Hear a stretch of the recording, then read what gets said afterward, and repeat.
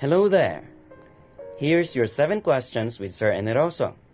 In this video, we'll try to give some light on matters concerning the 19th century art called Impressionism. And that is by answering some questions that I believe are important, especially to somebody new to the topic. But before we finally start, please have something to write on. Your Mappy notebook, of course, is recommended. Please know that when you do write, you're helping me to make this simple lesson a little more interactive, thus giving you better retention. After preparing your things, I will be delighted if you answer the question that pops on your screen after this.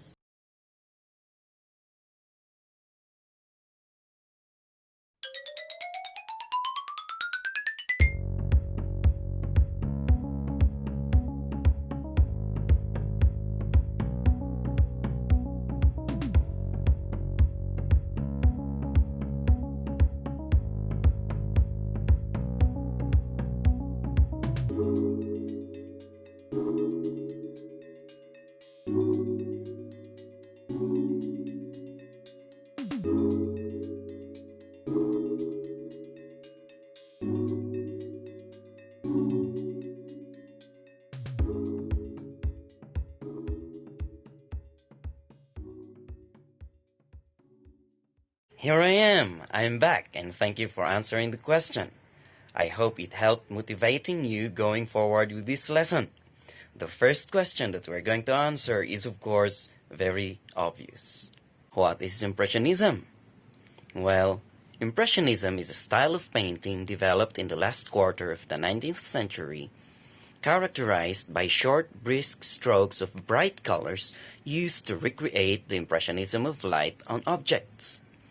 To add, Impressionism portrays the effect of experience upon the consciousness of the artist and the audience. In this painting style, the artist is characterized as one concerned more with the technique of suggesting light and color to the picture than with the subject matter. Well, that seems a little complicated, but you will understand the topic more as we go along and answer the questions. Number 2. Who developed Impressionism? Impressionism was developed by Claude Monet and other Paris-based artists from the early 1860s. In case someone still doesn't know where Paris is, it is in France, and as the capital, it is the most populous city in the country. For a long time, Paris is known as a global center for art, fashion, education, commerce, culture, and many more. But please don't forget, Impressionism was developed by Claude Monet and his colleagues.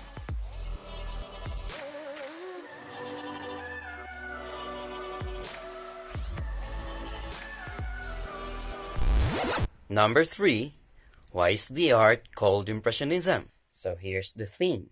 Impressionist artists were not trying to paint a reflection of real life, but an impression of what the subject, which could be a landscape, an atmosphere, an object, or a person, looked like to them. And that's why they were called Impressionists. In other words, through painting, the great Impressionist artists aimed to show what they saw in a given moment of time, with the obvious purpose of emphasizing the effect of light on the subject. This is also the reason why people call Impressionist painting as on-the-spot painting. Number 4. How was the name Impressionism given to such a style of painting? Well, though Impressionist painting started in the 1860s, particularly 1869, the name came after 5 years when a critic attacked one of Monet's paintings called Impression sur le Levant, or Impression Sunrise. What happened was, in 1874, there was a group painting exhibition in Paris which included works by Claude Monet, Auguste Renoir, Paul Cézanne, Edgar Degas, and some others. Of course, we should not forget the only woman in the group, Bette Morisot. The works shown, however, were mocked, with Monet's Impression Sunrise specifically becoming the subject for ridicule, and so, from the painting's name, the critics named the movement Impressionism as a way to insult the emerging painting style of the time. This now leads us to the fifth question. Number 5. Why was Impressionist painting rejected by art critics? Earlier, I mentioned a critic has derided Monet's Impression Sunrise. The critic's name was Louis Leroy. When he saw Impression Sunrise for the first time, he accused it of being just a sketch or impression and not a finished painting. Obviously, Leroy and other critics of the time did not like the short and broken brush strokes because they don't convey realistic forms. They also did not like the use of pure unblended colors, and the emphasis on the effects of light on the subject was not welcome. Well, if you are a fan of Impressionist painting, don't feel bad, as reactions like this is just but normal throughout human history. Be it music, architecture, photography, fashion, ideas, among many others, there will always be this generational or maybe cultural gap every time something new comes to town. Nevertheless, let's continue with the questions. Number 6. What were the favorite subjects of the Impressionist painters, and what makes it different from the traditional style? Before we are going to see the answer, let me first show you some of the most important paintings of the art movement. Number 1. Impression Sunrise in 1872 by Claude Monet.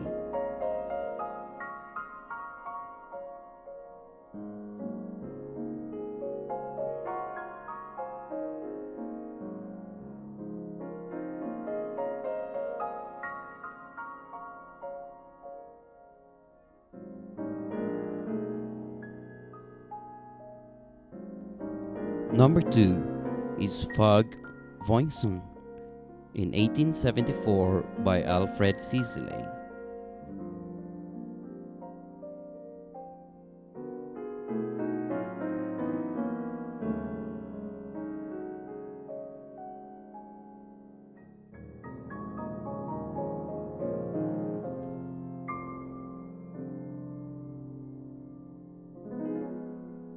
Number 3, L'Absinthe in 1876 by Edgar Degas.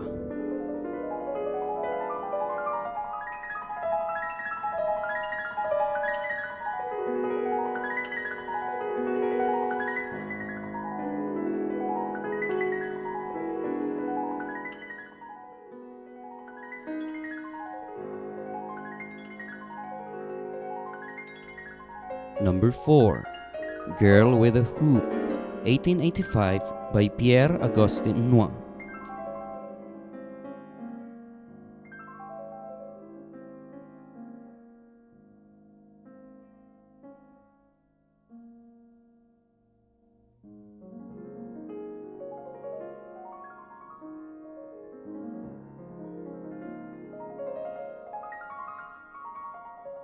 Number 5, The Boulevard Montmartre Afternoon, 1897 by Camille Pissarro.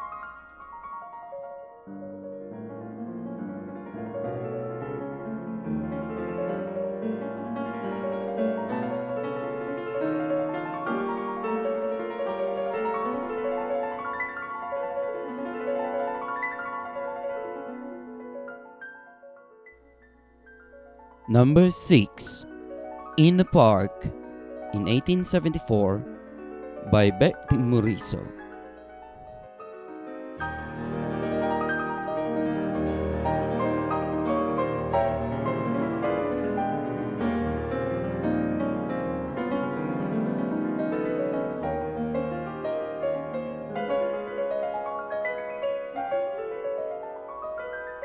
And number 7 by Paul Cézanne, Mont Saint-Victoire with Large Pine in 1887.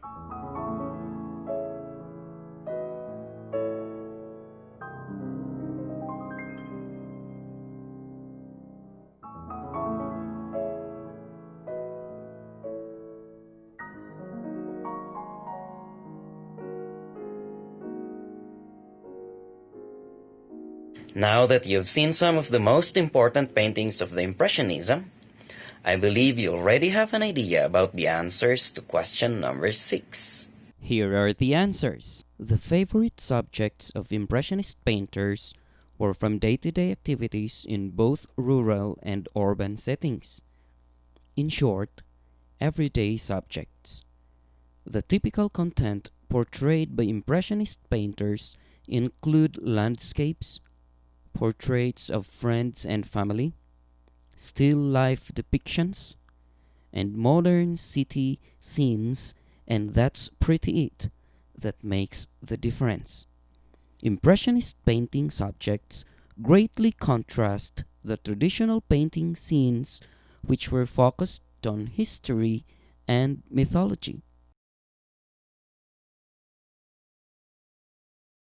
And now, question number 7. What techniques were used by the Impressionist painters? If you go to this website, you will find the answers there.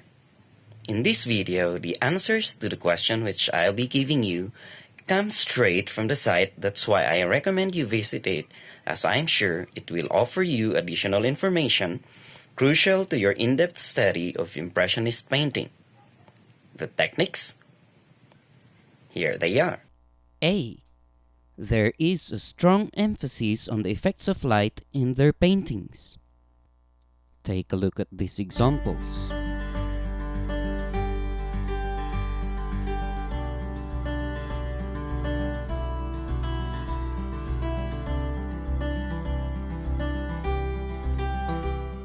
B. They used short, thick strokes of paint to show the essential character of an object rather than its details. The thick application of a paint is called impasto.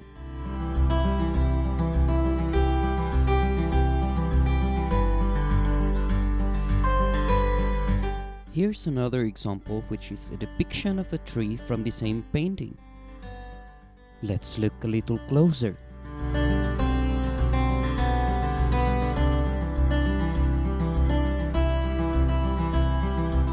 C.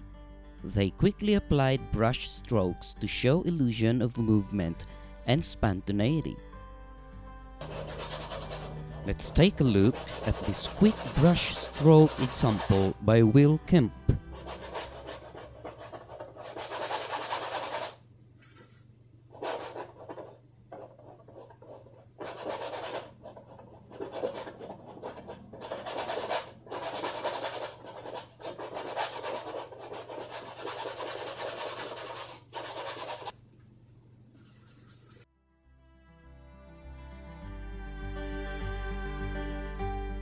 D.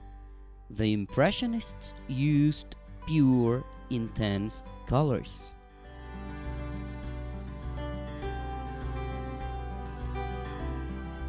E. The surface of an Impressionist painting is opaque. Opaque means it's not transparent. This is then in contrast with what had been employed by the earlier painters like the Renaissance artists. To make things clearer to you, let us discuss a little further. Paints used by painters could either be transparent, translucent, or opaque. Here's a picture to illustrate the three. If the black line appears sharp in dark, then it is transparent. It is translucent if the black line is partly covered. Other words used for translucent are semi-transparent or semi-opaque. On the other hand, if the black line is covered, then it is opaque.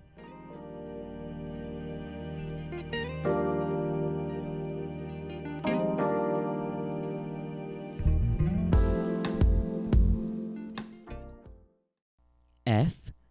Impressionists often painted at a time of day when there were long shadows.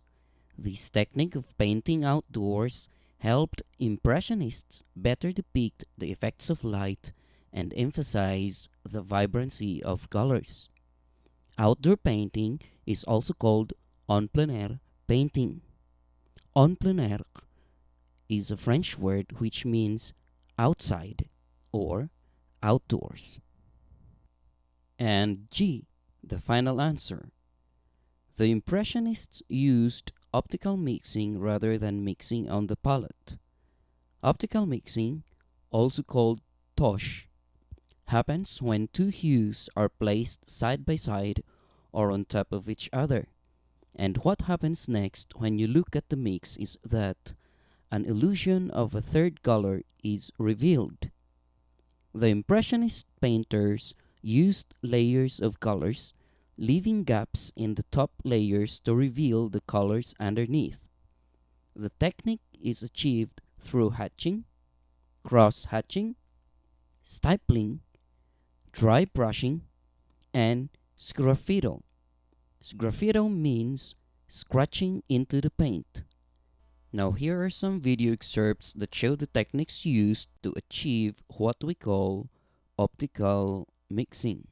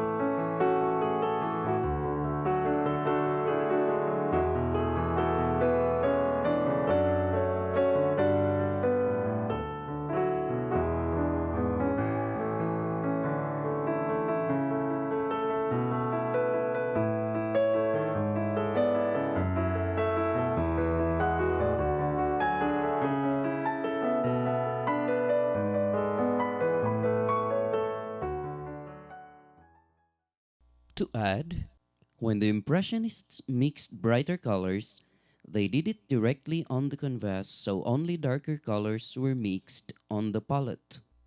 Thank you for watching the video excerpts patiently. I hope they helped you understand more about optical mixing techniques. We may now proceed to the next part of this lesson. Earlier in this video, you were asked the question, what kind of painting will you be able to produce if you were an Impressionist? To answer the question, I would like you to go over the techniques discussed in question number 7 and let it be your guide in making a simple Impressionist painting. Anyway, if you just came across this video but decided to stay, I would like to thank you. And you may just as well go ahead and try painting. Feel free to do so and make sure to have somebody take a look at your work for suggestions. But if you're one of my students, I suggest you go to our FB group and look for the posted rubric to guide you in your Impressionist painting requirement. You may also find important discussions there that will help you understand more our lesson. Well, I know I can thank you well enough for being so attentive to our lesson. But before you say, Goodbye, Sir Eneroso. Kindly answer the multiple choice questions that follow. Here are your instructions. First, you have 6 items to answer. Second, there may be more than one answer to one item. And third, write letters only. Let's start the quiz after the countdown.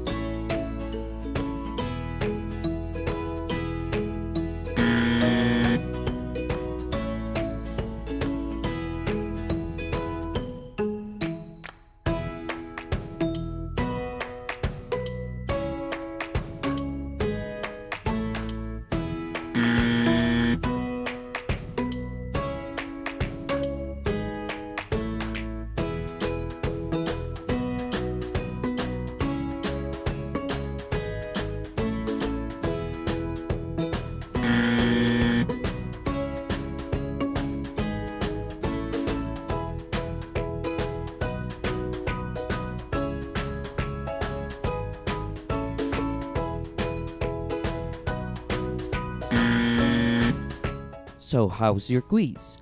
I know you're very excited to know the result. So let's go. Let's check your answers. In 5, 4, 3, 2, 1. Let's go.